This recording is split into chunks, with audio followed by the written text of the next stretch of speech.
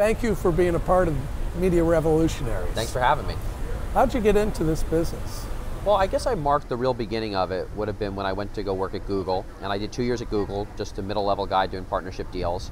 And then kind of through a series of events, I met Jonah Peretti, and he was getting BuzzFeed going, and BuzzFeed had about 15 employees and not much revenue, and 6 million monthly uniques.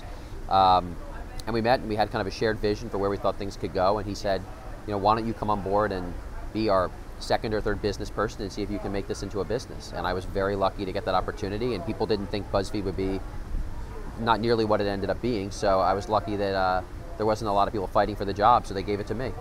So what about your first job out of college? What was that? My first job out of college was I worked for Jerry Spire, the real estate developer, the guy who owns Rock Center in the Chrysler building, and I did an internet startup for him during the bubble, and that was my first job, and it didn't work out so well, but it was a remarkable learning experience. Terrific. Now, did you ever have a mentor? Yes, Jerry. It was him. Yeah, and his most amazing advice to me was if you don't know the answer, just be absolutely quiet sometimes and see what the other guy says. Good advice. Yeah, it was great advice. And Jerry also taught me that if you commit to something and you say you're going to do it, a lot of the time you don't like the deal that you shook hands on, but you're stuck with it. And I feel like now whenever I close a deal and it gets finalized, there's always elements of it that I don't like in the end, but then I kind of know that I stuck with what I said I would do. Now what about greatest setback? I think my greatest setback would probably be the first couple years at BuzzFeed. BuzzFeed was a 4-year experience. The first 2 years, native advertising had not really taken off. We were just growing in size, and I felt a lot of pressure on my back. Like if I didn't make it, I wasn't going to make it. And at that point, I think that there was a setback in that I lost a bit of confidence in myself, and I worried a bit too much. And then one day, I decided that I would just try my best at it. I wouldn't look back, and I would just kind of fully commit to making a go of native advertising. So I kind of overcame that setback. But it was a setback because I was pretty nervous in those days, and I almost couldn't get out of my own way at some points. So you readjusted your thinking to power through that? Yeah, I think you talk to lots of people who are entrepreneurs and doing startups, and I mean, I'm sure you've experienced this stuff too, and there are moments when you can kind of let the fear and let the anxiety dominate you, and you always have to have the worries in your head. But if you kind of have them in your head too much, and you don't think creatively, and you don't have kind of David Ogilvy talks about selling and how you need to have kind of a skip in your step when selling, but once you have a client's business, it's deadly serious. I feel that way about building things. You have to have a bit of a skip in your step, otherwise there's just no chance of success.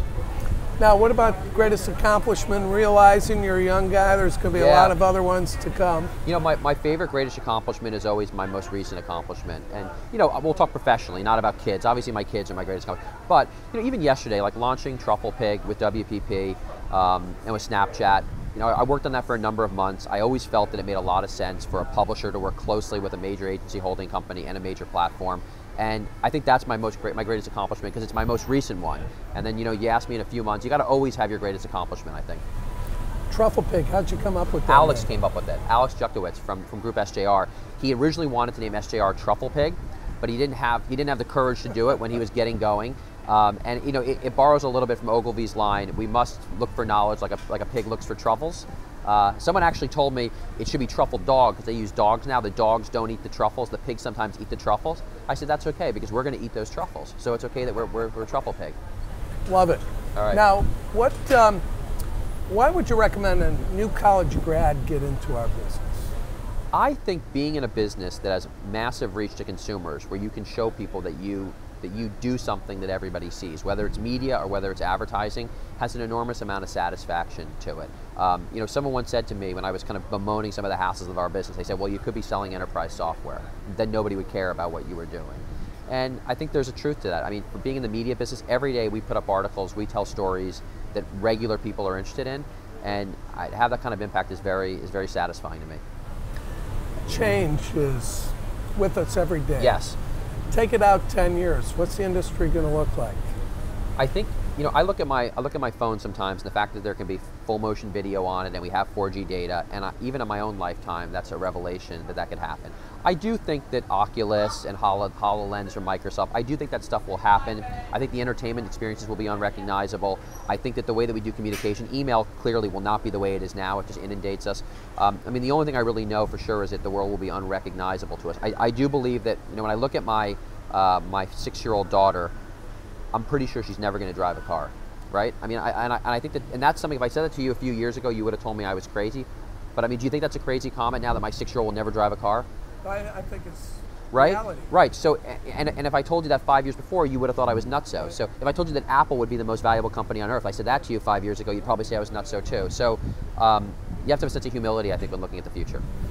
And if I had said to you that you could not find a music store to buy an album in, yeah, you wouldn't have believed that. No, either. I wouldn't have believed. I mean, look, I remember going to HMV as a kid or a Virgin Megastore.